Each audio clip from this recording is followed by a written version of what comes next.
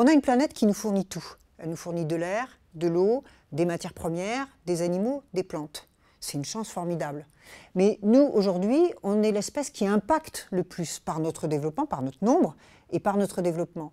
Et tout l'enjeu, qui est extrêmement important, c'est comment est-ce qu'on fait pour continuer à se développer, c'est-à-dire avoir des vies agréables, et en même temps sans épuiser les ressources qui nous font vivre.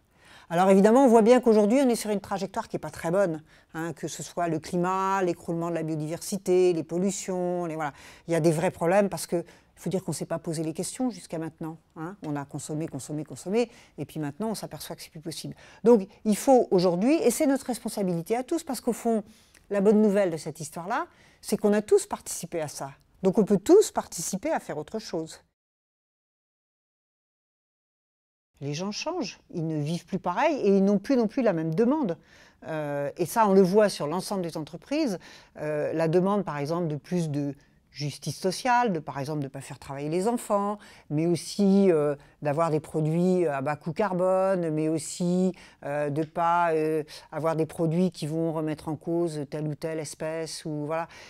C'est quelque chose que petit à petit, nous, en tant que citoyens, on a tous intégré, et donc on demande, et c'est normal, aux entreprises à travers les produits qu'on va acheter. Et puis maintenant, les gens ont compris qu'ils étaient consommateurs, que ce soit les entreprises ou les particuliers, qui pouvaient donc faire réagir et pousser à faire réagir les entreprises.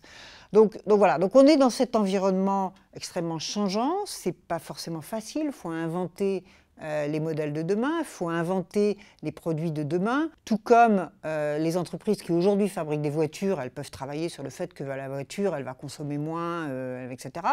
Mais ces entreprises-là, elles travaillent aussi sur la mobilité. L'homme a besoin de mobilité, mais on n'a pas forcément besoin d'avoir chacun notre petite auto pour nous tout seuls, et de rouler sur des routes avec des gros bilans d'énergie.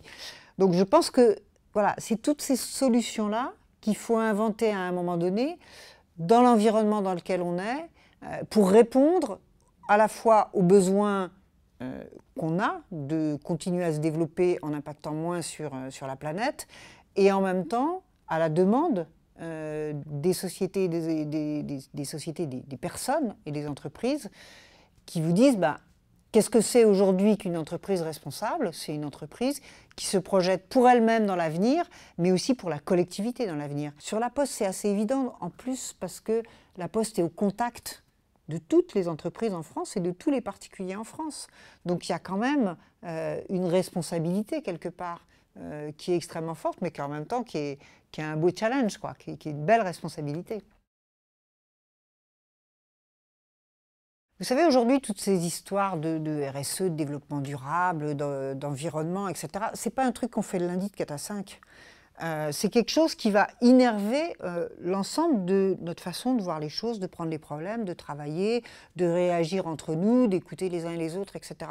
Ce que je veux dire par là, c'est que, bien sûr, mais je le sais, La Poste, elle a travaillé déjà sur ces sujets, elle a des offres, la lettre verte, voilà, il y a tout un tas de choses qui sont faites, qui sont bien. Je crois que ce qui serait formidable, ce qui serait pour nous, en tout cas en tant que WWF, extrêmement important, c'est que ça fasse des petits partout, ça irradie partout, et qu'on retrouve à chaque étape du travail que vous avez à faire les uns et les autres, des propositions de produits que vous faites à tous les niveaux, que cette préoccupation-là, elle soit, j'allais dire, presque aussi centrale que le prix. Bon, évidemment, le prix, c'est important dans une société aujourd'hui, combien ça coûte.